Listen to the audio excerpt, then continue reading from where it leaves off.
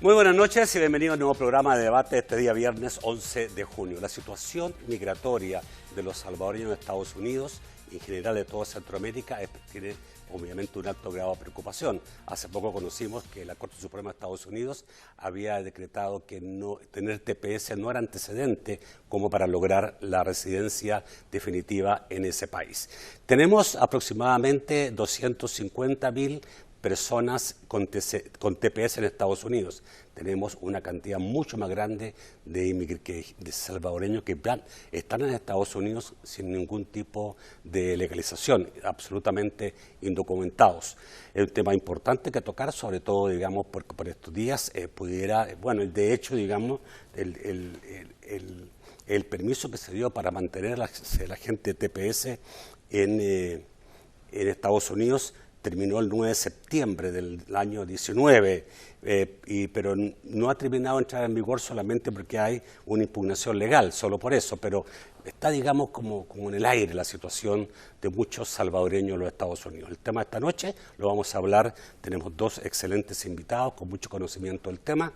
En el estudio me acompaña Celia Medrano. Buenas noches, Celia, bienvenida. Buenas noches, Nacho, nuevamente aquí en tu set. Un saludo a quienes nos ven y escuchan en tu espacio televisivo. Bueno, Celia, reconocida defensora de derechos humanos en el país y a nivel América Latina. También nos acompaña Óscar Chacón, quien es director ejecutivo de Alianza Américas. Buenas noches, Óscar. Bienvenido. Un placer estar en compañía de ambos de ustedes. Saludos, Celia. Óscar está en este momento en Chicago, ¿no? Siempre trabajando por los salvadoreños. Vamos a saludar también a quien hace posible este primer segmento de debate, la Central de Seguros y Fianzas, líder en fianzas.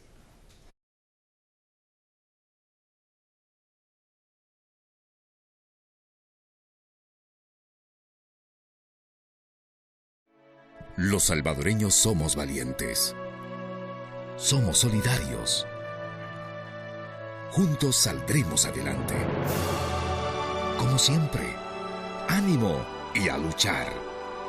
Protejamos a los que más amamos y caminemos juntos con fe, comprometidos con el progreso de El Salvador.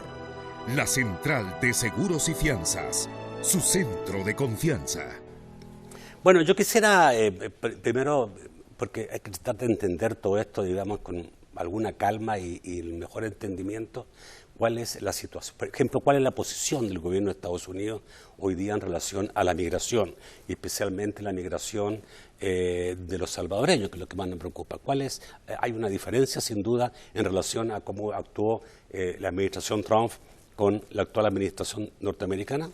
Hay cambios sensibles, el más notorio es el de discurso, solo que haya dado la orientación el presidente Biden de no manejar como aliens, de no denominar aliens a las personas que no son estadounidenses, que son migrantes en territorio estadounidense, son aspectos muy fuertes. Son aspectos muy fuertes, pero también implica el decodificar una serie de aspectos donde despectivamente referirse a los aliens, a los que no son de aquí, sí, claro, es un aspecto que tiene peso. Creo que a nivel discursivo hay aspectos sensiblemente diferentes, pero me gustaría hacer más bien la evaluación sobre tres cosas. Una, la normativa 42 se mantiene en la frontera sur de Estados Unidos con México. ¿Qué es lo que permite esta normativa? Permite, bajo todavía argumentos de COVID-19, que personas sean enviadas inmediatamente a países que se llamaron en algún momento tercer país seguro o de regreso a sus países respectivos sin que necesariamente tenga que mediar la solicitud de asilo. Y esto es algo que Biden lo mantiene y fue una normativa planteada dentro de todo el paquete de cero tolerancia a la migración implementada por el expresidente Donald Trump. Varias organizaciones pro-migrantes en Estados Unidos insisten y ponen el punto sobre las íes de que esta normativa debe de desaparecer. Otro aspecto sensible es el no vengan. el llamado clarísimo del presidente Biden, ahora de la vicepresidenta Kamala Harris, de plantear no vengan.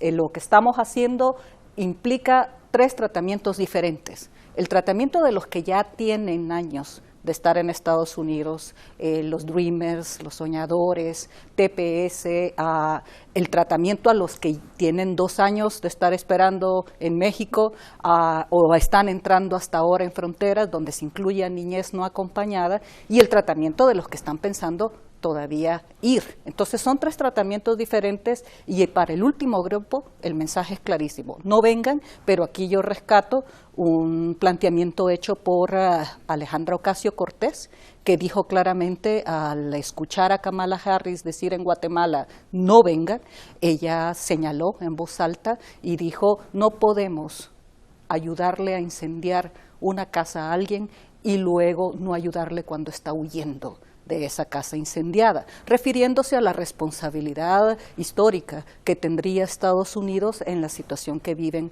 nuestros países en Centroamérica actualmente. Y el tercero, para terminar, sería básicamente el planteamiento de una reforma migratoria integral que se rescata desde la gestión del presidente Obama, del expresidente Obama, pero que tropieza con un elemento que depende de 10 congresistas republicanos, si es posible que una propuesta que no necesariamente es reforma migratoria integral, pero se acerca a ese concepto, pueda ser aprobada. Ya pasó el primer nivel gracias a 9 congresistas republicanos, pero ya en el otro nivel ya eso requiere lograr al menos 10. Y eso no parece tan fácil. Por lo tanto, el presidente Biden, la fórmula Biden-Harris, tienen que establecer y plantearse cuál es el plan B frente a una situación en donde una reforma migratoria integral, una vez más, no logre concretarse.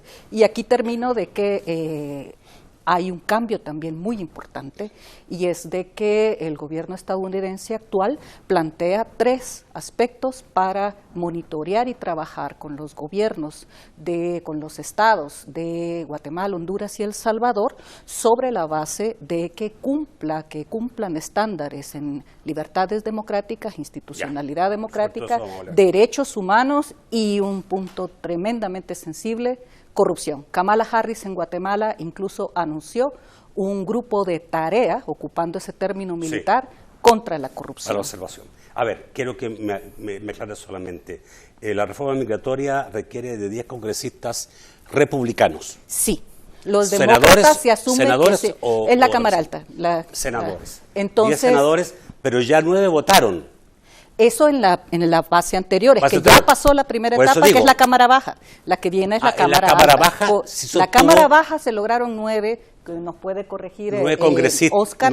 9 representantes. Sí, y en la Cámara Alta necesitas 10. Es muy difícil. Mínimo, ya, lo mínimo. Okay. Vamos a ver que ahora que me dice sobre esto, César. Oscar, perdón, disculpa. No, tranquilo, no te preocupes. De hecho, me confunden con frecuencia y César es uno de los nombres que me ponen. Mira, quiero yo, estar generalmente de acuerdo con lo que dice Celia. Yo quiero destacar el hecho de que hay una diferencia en el ámbito del manejo público tajante, ¿verdad?, entre la administración anterior y la administración Biden-Harris. Sin embargo, yo creo que es importante destacar que hay un hecho que nos sigue creando muchos daños, ¿verdad? Y es el predominio de una narrativa que sigue pintando al extranjero de hoy como una amenaza. Y entiéndase por extranjero de hoy al inmigrante mexicano, al inmigrante salvadoreño, hondureño, guatemalteco, del sur de la frontera, vamos a decir, para ocupar un término general. Y esto conlleva a que dentro de la misma administración Biden hayan realmente fuentes contradictorias de asesoría. Por un lado, tenemos gente muy comprometida con hacer un desempeño diferente en todo lo referente a la política migratoria, pero por el otro lado tenemos también un grupo de asesores cuya preocupación número 1 es qué va a pasar en las elecciones de noviembre del 2022. Y en este sentido, estos asesores siguen viendo el tema migratorio como un tema tóxico. Francamente, ellos creen que cualquier señal positiva y cualquier acción positiva de la administración Biden puede costarle votos a los candidatos demócratas en el 2022, que por cierto son unas elecciones súper importantes, precisamente por lo que señala Celia. En la Cámara Baja hay una ligera mayoría demócrata, no tan grande como la que teníamos en la legislatura anterior, porque lamentablemente los demócratas perdieron varios escaños el año pasado. Y en el Senado, pues tenemos la lamentable aritmética de votos donde tenemos una división exacta, 50 republicanos, 50 demócratas, y las reglas parlamentarias en el Senado requieren que para que una propuesta no enfrente empantanamiento, tiene que gozar del apoyo de por lo menos 60 legisladores. De ahí viene el número de los 10 que mencionaba Celia. Claro. Y claramente el Congreso, repito, no va a considerar el tema migratorio como un tema pegado, como un tema añadido a ninguna de las grandes propuestas que hasta ahora el presidente Biden ha venido empujando, una de las cuales ya consiguió su aprobación, que es básicamente la medida de alivio ante la pandemia, pero hay dos grandes medidas que el presidente ha priorizado, una conocida como la Iniciativa para las Familias Estadounidenses y otra conocida como la Iniciativa para los Trabajos en los Estados Unidos. Y estas dos grandes medidas posiblemente se logren llegar a aprobar, aunque ahorita ya el problema ni siquiera son que no hay ni un republicano dispuesto, sino que hay un demócrata, el senador Manchin del oeste de Virginia, que prácticamente ha puesto paro a estas consideraciones tan importantes de política pública, y esto me hace sugerir que la posibilidad de que veamos reformas migratorias en el ámbito de una reforma, entre comillas, integral, son prácticamente nulas en el curso de este año y probablemente en el próximo, porque si este año las cosas son difíciles, el próximo será peor, porque es un año, repito, netamente electoral. No todo está perdido, hay todavía ventanas de oportunidad, particularmente en el contexto de un proceso legislativo conocido como apropiación presupuestaria, que es básicamente un ejercicio anual que se lleva a cabo en el Congreso, en el cual se tiene que aprobar el presupuesto de cada cartera del gobierno federal, y en ese proceso ha sido históricamente viable montar propuestas de ley que, vistas a la luz de un presupuesto de una de las carteras federales, son propuestas chiquititas, como lo pudieran ser aquellas que tienen que ver directamente con los jóvenes de DACA, con los beneficiarios de TPS,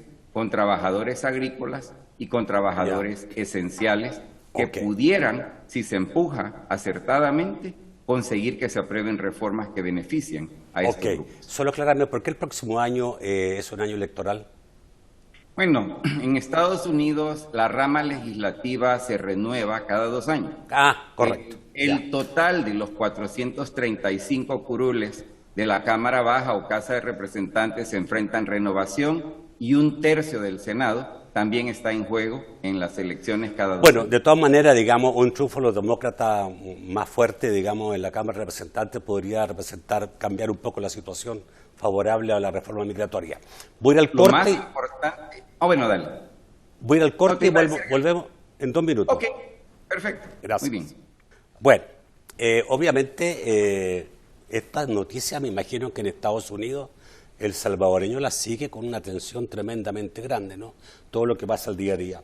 Explícanos el fallo de la Corte Suprema de Justicia que determinó que tener TPS no era antecedente o no era un paso inmediato para lograr residencia definitiva.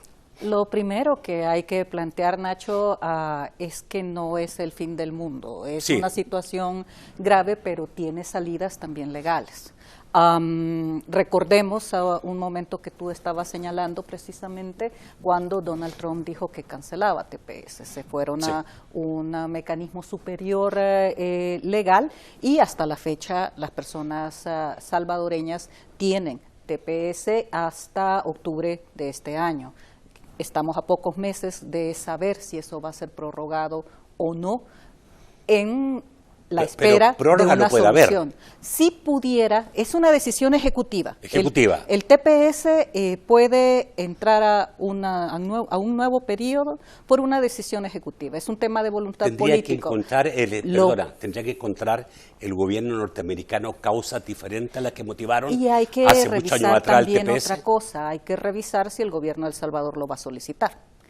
Porque en ocasiones anteriores ¿Tendría que ser solicitado? No necesariamente, hay una discusión legal sobre eso. Yo soy de la idea que no necesariamente el gobierno de un país tiene que solicitarlo, pero otros son de la corriente que señalan que si el gobierno no lo solicita, no se da. Yo soy de la idea de que sí el gobierno de Estados Unidos puede hacer algo que es su facultad, que es decir, no cancela. TPS se inició el TPS 2001 a partir de los dos terremotos, pero no, Bush lo dio por razones del conflicto político.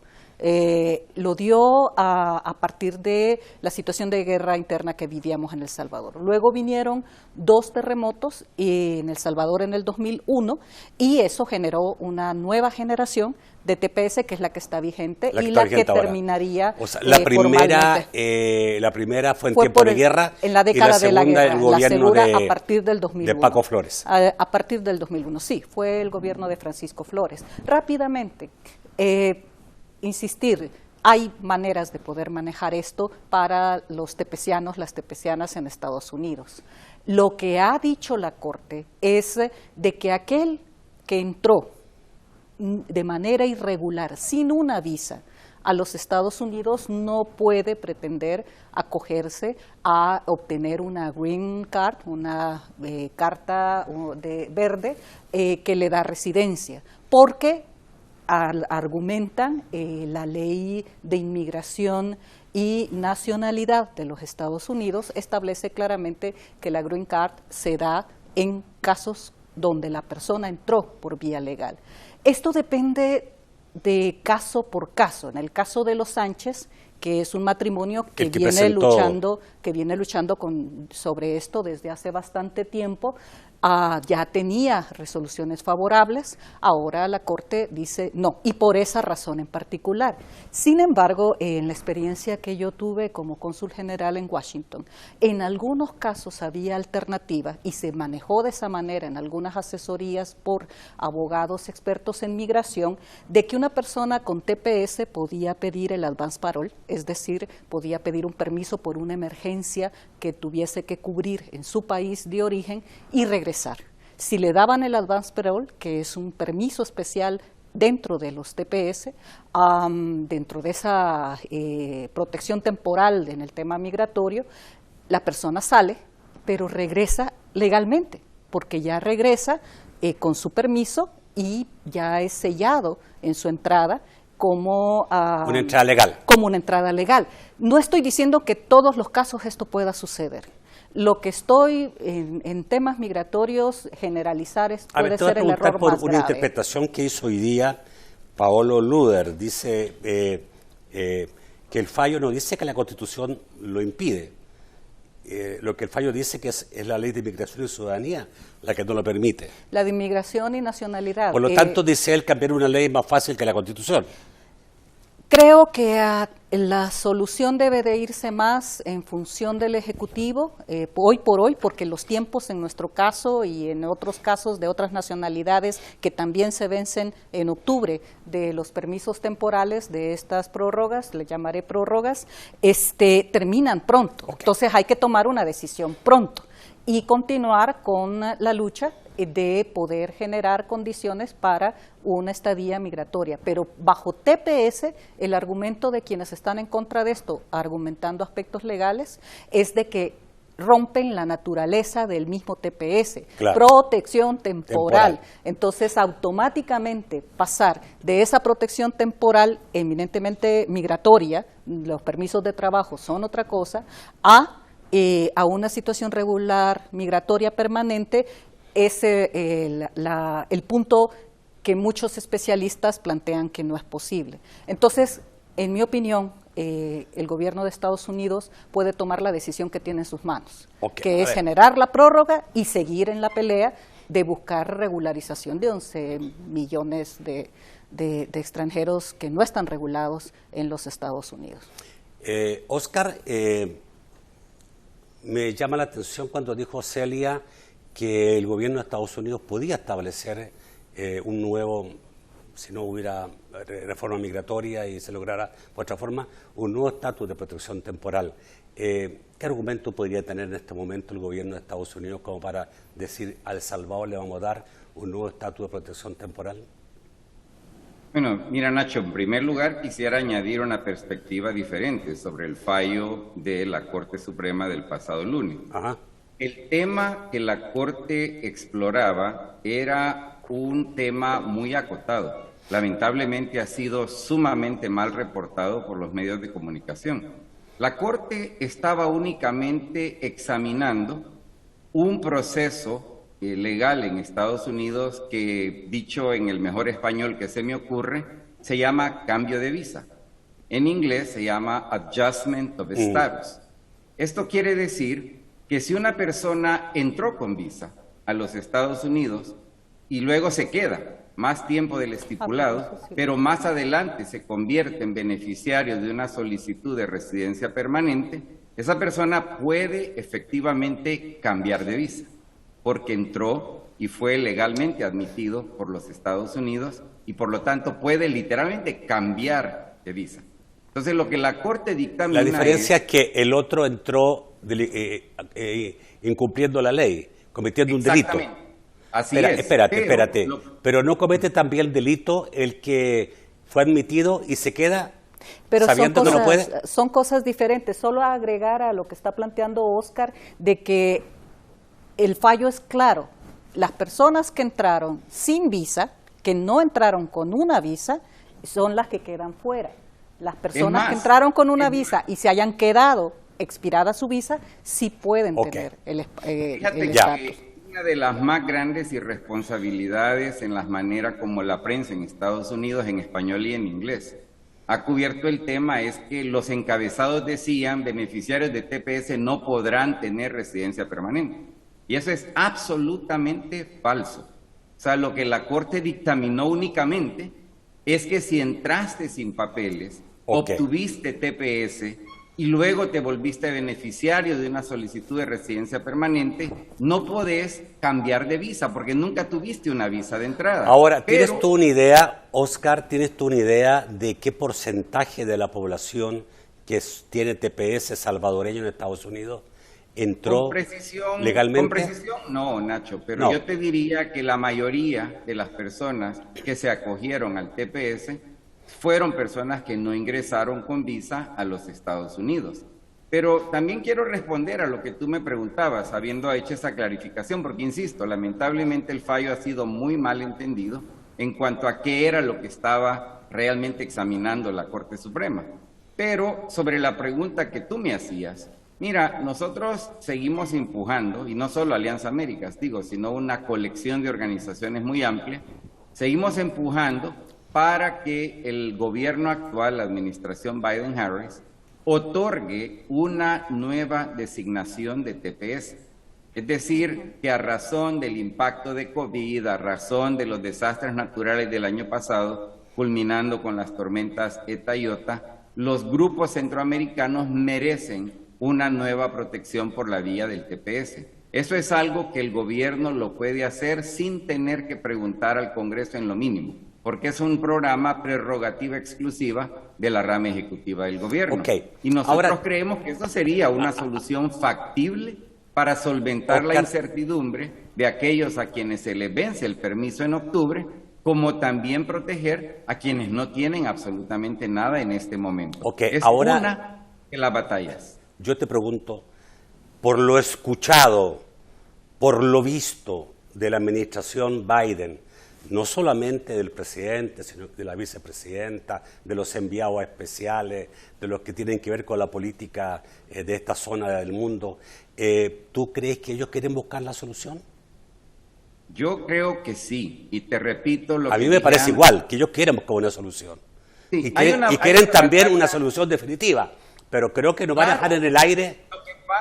Lo que pasa, Nacho, que la solución que más queremos no está en manos del presidente. No. O sea, la solución que más queremos, que es una solución que le permita solicitar residencia permanente a quienes han sido beneficiarios de TPS por muchos años, eso solo se puede alcanzar si hay un cambio en la ley. Eso implica pasar por el Congreso. Y ahí es donde estamos en un panorama muy complicado de futuro. Pero insisto, creemos de que hay buena voluntad y te lo demuestra el hecho que recientemente han designado a los nacionales de Haití como beneficiarios de TPS de forma nueva. Eso nos da esperanza de que hay voluntad de considerar la posibilidad de una designación nueva para personas centroamericanas, incluyendo, por supuesto, salvadoreños. Si lo hicieron con Haití, tendría que ser con El Salvador. Ahora, ¿cuánto pesa de gobierno a gobierno este tipo, digamos, de petición y solicitudes y encantamientos y todo lo que se requiere, digamos, en la política internacional? Vamos al corte, ya volvemos. Bueno, y que dejé abierta la pregunta, digamos, de qué tanto depende de la relación política que tengan los gobiernos para lograr que Estados Unidos se abra a nuestros ciudadanos, o Estados Unidos pudiera tomar muy por separado, digamos, la población salvadoreña del gobierno salvadoreño. Creo que hay que establecer varios aspectos con respecto a tu pregunta.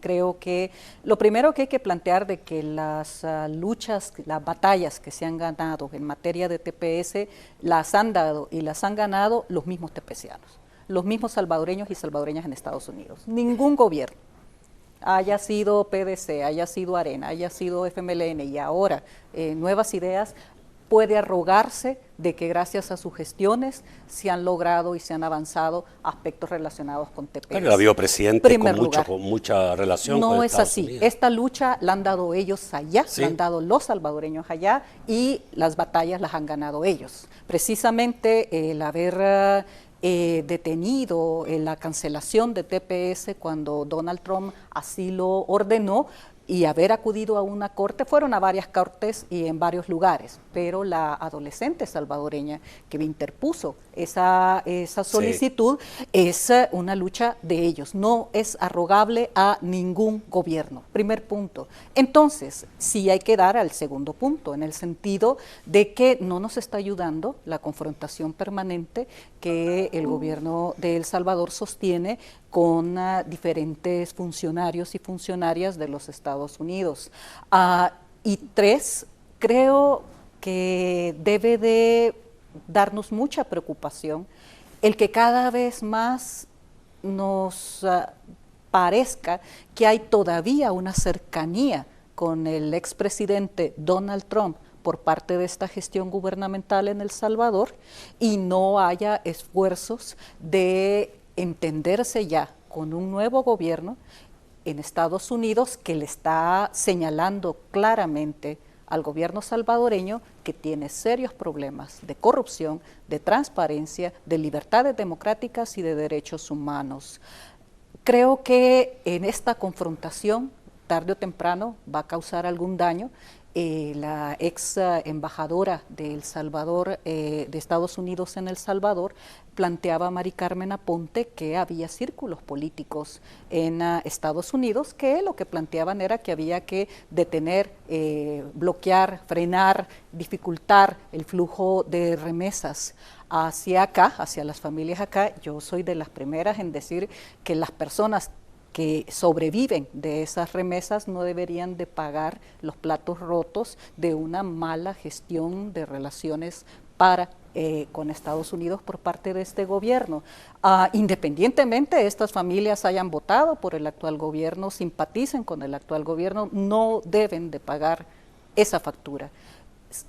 Creo que se olvida algo en materia de nuestra cercanía con los Estados Unidos, y no estoy diciendo de que nos debamos a una obediencia con Estados Unidos, ni con Estados Unidos, ni con China, ni con Rusia, ni con nadie. La autonomía de El Salvador, de las salvadoreños y los salvadoreños debe de mantenerse, pero creo que se nos olvida un punto muy importante. Son casi 3 millones de salvadoreños en Estados Unidos. Las remesas alcanzaron el año pasado casi 6.000 millones, un 23% del Producto Interno Bruto, y no vamos a solucionar esto con legalizar el Bitcoin o con dar soluciones que solo están pensadas muy a corto plazo, y debe de hacerse el llamado por responsabilidad al actual gobierno, al Estado salvadoreño, para atender este tipo de situaciones. De lo contrario, quien va a pagar la factura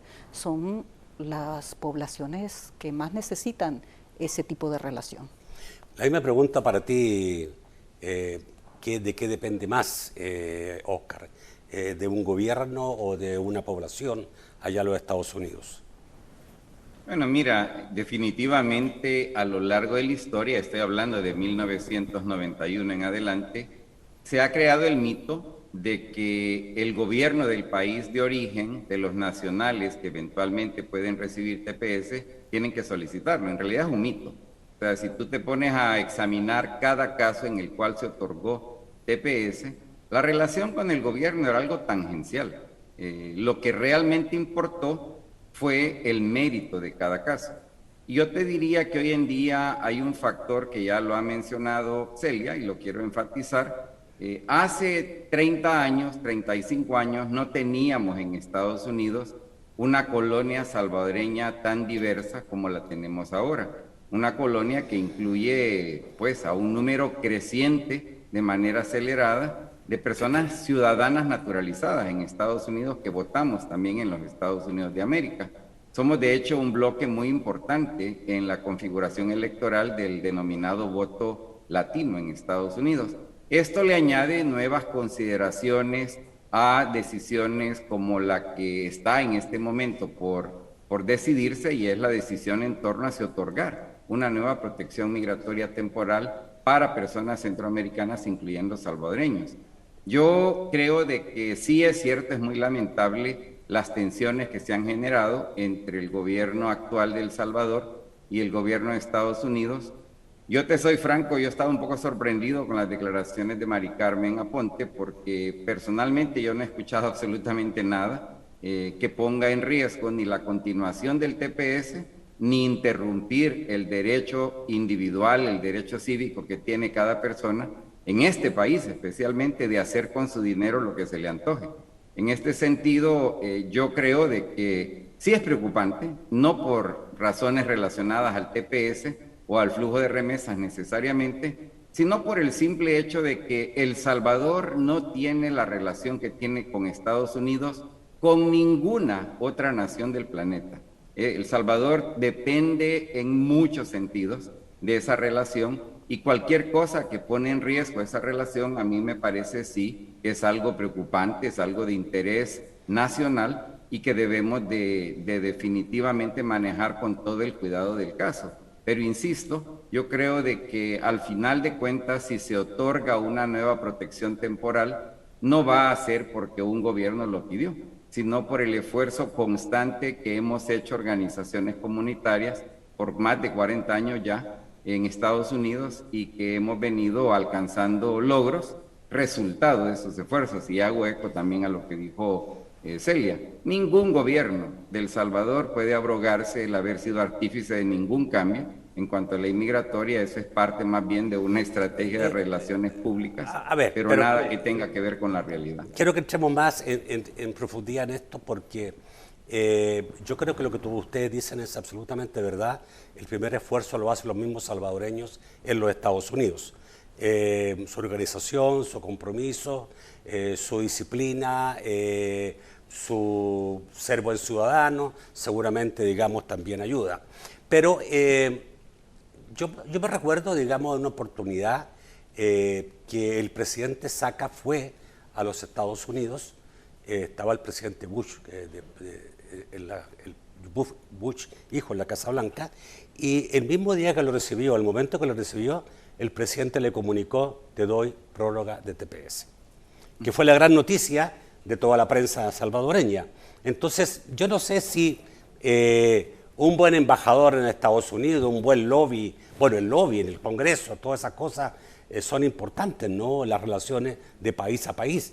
Estados Unidos tiene también, estamos claros que nosotros somos los más interesados porque tenemos 1/3 de la población en Estados Unidos, porque el 45% de nuestras exportaciones van a Estados Unidos y porque los 6.000 millones que vienen de remesa a El Salvador mantienen el país. Sin eso el país se caería absolutamente. Tanto la dependencia es absoluta, pero Estados Unidos también necesita un Salvador que le cumpla algunas cosas, sobre todo la lucha contra el narcotráfico y el lavado de dinero, como una cosa fundamental. Entonces, quiero que entrar a eso, un poco especulando en relación a posibilidades que pueden volverse muy críticas, si llega a un entendimiento entre el gobierno salvadoreño y el norteamericano. Y esto lo digo, digamos, por las palabras que ha tenido Zúñiga, el enviado especial, por las palabras que ha tenido la misma vicepresidenta. Y vamos a partir hablando de la vicepresidenta en este reciente viaje a Guatemala y México, que no vino. En El Salvador normalmente siempre los vicepresidentes o presidentes han incluido en El Salvador cuando viajan a Centroamérica. Ya volvemos. Bueno, dejamos el tema abierto, digamos.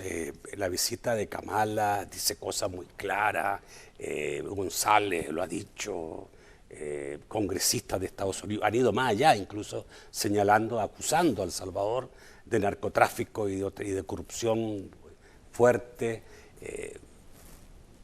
¿Hasta dónde puede llegar esto y cómo puede afectar? Porque sí creo que puede afectar. Yo creo que las medidas se van incrementando. Antes de profundizar sobre este punto, solo con respecto al segmento anterior, Nacho, creo que es muy importante plantear que el TPS no se le debe a Antonio Saca, no se le debe a ningún presidente del FMLN, no se le debe, como planteó el presidente Bukele, que gracias a las buenas relaciones con el expresidente Donald Trump, había habido una prórroga cuando había sido una decisión judicial. Entonces, creo que en eso coincidimos con Oscar plenamente. Ningún gobierno de El Salvador puede arrogarse las batallas ganadas en materia de TPS.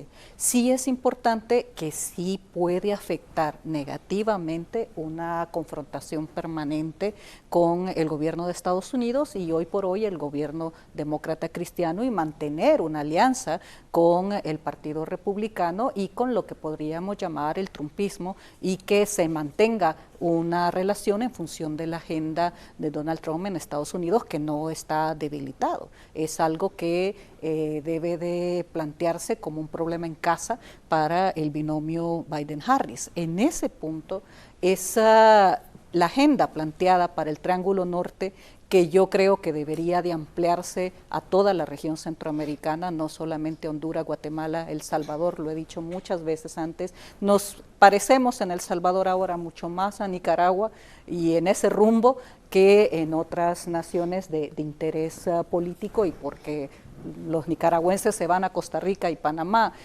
nosotros nos vamos a Estados Unidos. Hay que cambiar un poco esa manera de vernos geográficamente sobre la base de que aquí, por las circunstancias de violencia y las circunstancias socioeconómicas y ahora el cierre de espacios políticos, nos vayamos buscando Estados Unidos en su mayoría. Pero eso no quiere decir que no estemos enfrentando problemas con Nicaragua, por ejemplo, similares a lo de los 3 países. Creo que hay que ver más allá en ese sentido, pero en el tema de la agenda de derechos humanos, combate a la corrupción y el tema de institucionalidad democrática, hoy por hoy El Salvador no pasa la prueba en los 3 temas: acoso a periodistas, un fiscal general impuesto que dice claramente que está vigilando a los periodistas a partir de su aparato estatal, y una Corte Suprema, una sala constitucional que usurpa las funciones de los que legalmente fueron electos para ejercer esa labor. Entonces, no tenemos una corte, una sala constitucional, tenemos un fiscal impuesto y tenemos una orquesta en función del Ejecutivo que tiene la política clara de ocultar su propia corrupción. La Comisión Internacional contra la Impunidad y la Corrupción para El Salvador, la CICIES, que a mi juicio nació muerta. Desde el momento en que nació muerta. En este set hemos hablado sobre ese tema. Sí. Que nos diga la OEA a estas alturas de que el gobierno quería instrumentalizar las ICIES para atacar únicamente la corrupción de los otros y no la propia, es grave. Es una pena que lo digan hasta ahora. Y es una situación que ya la habíamos denunciado, los que el secretario general de la OEA más de alguna vez nos llamó voces histéricas por advertir que esto estaba pasando desde que se dio el 9 de febrero en el Congreso. Entonces, salimos mal evaluados y no solamente en una agenda con la que es muy difícil estar en desacuerdo, independientemente de que yo por lo menos comparto la valoración de Alejandra Ocasio-Cortez y también del representante Jim McGovern, donde nos recuerdan a nosotros y a los Estados Unidos la responsabilidad que tiene Estados Unidos con lo que nos pasa ahora y debe de asumirse corresponsabilidad en relación a esto. Okay. Sin embargo, si seguimos ocultando nuestra corrupción, si seguimos escondiendo el número de desaparecidos en proporción, que crece en proporción de la disminución de homicidios, si seguimos rompiendo esquemas básicos democráticos, definitivamente la decisión de migrar va a aumentar. Eso quiero que me expliques, Oscar, porque obviamente hay una gran diferencia entre la política de Trump y la política de Biden. La política de Trump era cierren la puerta y ahí, digamos, no pasa nadie y se acabó, nada más. Y la política de Biden es básicamente cambien su modo de vivir, su política interna, que eso va a ser lo que va a provocar menos migración, ¿correcto? Bueno, mira, lo primero que yo cuestionaría es que en realidad la política de Trump quería parar los flujos, pero nunca los paró.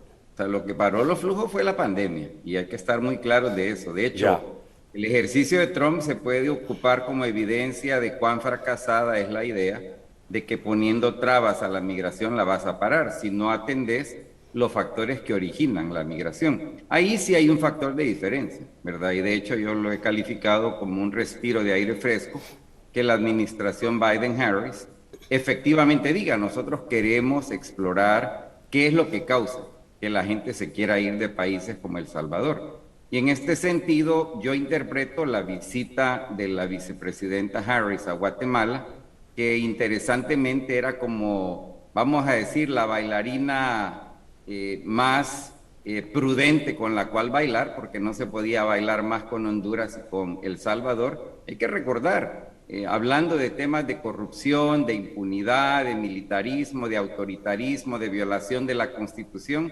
mira, Estados Unidos ha estado bailando con Honduras todos estos años pasados y ahora estamos pues obviamente con el problema creciente en El Salvador con patrones de conducta política de gestión pública similares.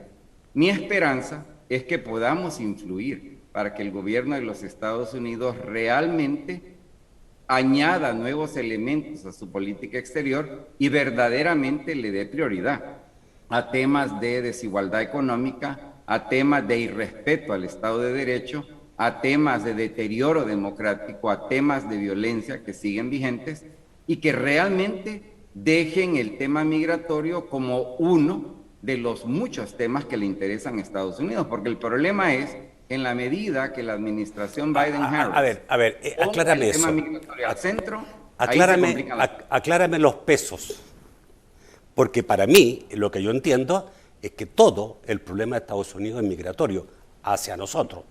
O sea, el problema que tiene Estados Unidos con Centroamérica y con muchas otras regiones del mundo es el tema migratorio. Y si el presidente Biden le ha encargado a la vicepresidenta que solucione ese problema, y ellos han visto la solución por el lado, digamos, de que los países centroamericanos sean democráticos, que cumplan con todas las normas de la democracia, eso va a hacer bajar la... Pero creo que el punto prioritario es la migración. Todo parte por la migración, ¿o no? No necesariamente. Yo creo que lo que estamos viendo con la administración Biden-Harris es precisamente un giro en cuanto a sacar el tema migratorio como el único tema que importaba en la relación con sus vecinos al sur de su frontera, a comenzar a ver otros temas que están más en la dimensión causante Oscar, de la migración. Pero el gobierno de Estados Unidos dice, Nosotros creemos que la mejor forma de regular la migración y no tener tanta migración hacia Estados Unidos es que los países de Centroamérica se conduzcan democráticamente, porque solo democráticamente puede lograr la prosperidad y el respeto que la gente necesita para vivir dignamente. Es correcto, y es más, un tema que estamos enfatizando nosotros es el contraste tan enorme que existe entre la realidad de Costa Rica y la realidad de un El Salvador, una Honduras, una Guatemala. No ves migración costarricense. No. Y eso tiene que ver con el hecho de que el tipo se ve generalmente satisfecho en cuanto a su experiencia de vida en su país. Entonces ni siquiera estamos hablando de inventar algo que solo aparece en películas de ciencia ficción, sino que estamos hablando de hacer cosas que nuestro mismo vecino, muy seguidito de nosotros, ha venido haciendo los pasados 60 años. ¿Qué podemos aprender de esa lección? ¿Qué puede Estados Unidos aprender de esa lección para buscar un equilibrio sano y ecuánime sobre cómo darle a la migración su respectivo lugar? Porque no nos olvidemos de un detalle. Estados Unidos se ha beneficiado enormemente de la migración. Sí, claro. Los últimos datos del censo de los Estados Unidos, del censo que se completó el año pasado, señalan claramente que Estados Unidos va a necesitar más extranjeros, no menos. Y en ese sentido hay que estar muy claros que tenemos que rescatar el valor altamente positivo para los Estados Unidos de toda la migración, incluyendo la irregular. Ok. Nidia, tengo un minuto, te lo dejo. Creo que es muy importante plantear... Ella siempre lo va a ocupar bien. Es muy importante plantear la responsabilidad de Estados Unidos en lo que nos pasa ahora. Ya voces de autoridades estadounidenses lo están reconociendo y planteando. Creo que es muy importante que si hay una alianza con el expresidente Trump manteniéndose por parte de la actual gestión gubernamental en El Salvador, creo que hay indicios de eso y me preocupa mucho. Lo que quiero manifestar es mi preocupación de que la alianza siga con el trumpismo, con el expresidente Trump y lo que eso representa para Estados Unidos y el mundo, y no se esté viendo que en Estados Unidos hay un nuevo gobierno. Y temo, y creo que en eso coincidimos con Oscar también, de que el tema migratorio quede abajo de las prioridades, porque los Estados Unidos tienen problemas en su propia casa, incluyendo todavía al expresidente Donald Trump. Entonces, creo que son las cosas que tenemos que trabajar juntos alrededor de esto, y pienso de que es importante reiterar, ir más allá del Triángulo Norte de Centroamérica, una, y segundo, importante plantear de que no estamos hablando de obediencia a una potencia y cambiar de una potencia a otra como pequeño país centroamericano. Estamos hablando de encontrar nuestros caminos de una manera responsable, participativa y sin proteger en impunidad a corruptos, oportunistas y malos gobernantes. Bueno, les agradezco muchísimo que hayan estado esta noche ambos, sin duda. El tema es bastante interesante, nosotros lo seguiremos tratando y obviamente, digamos, tiene muchas aristas, ¿no? Oscar, muchísimas gracias por estar esta noche. Oscar Chacón, director ejecutivo de Alianza Américas. Un placer tenerte acá. Bueno, igual, Nidia, por supuesto, siempre un gusto. Buenas noches, Nacho, Celia. Y disculpa que no te presenté como ex cónsul general en Washington. Hace ya 10 años. Sí. Tienes permiso de que se te olvide. Pero me recuerdo, digamos, que te vi, te reencontré después de muchos años, después que volviste de Washington. Un gusto estar aquí. Gracias nuevamente, Oscar. A usted, amigo televidente, los espero el lunes en un nuevo programa. No, voy a estar una semana afuera, se lo voy a confesar inmediatamente. Voy a estar una semana afuera, me va a reemplazar Eduardo Arévalo, muy buen compañero y amigo, y yo los veo después, pero el programa sigue. El lunes hay nuevamente debate, así que los espero. Pasen buenas noches y excelente fin de semana.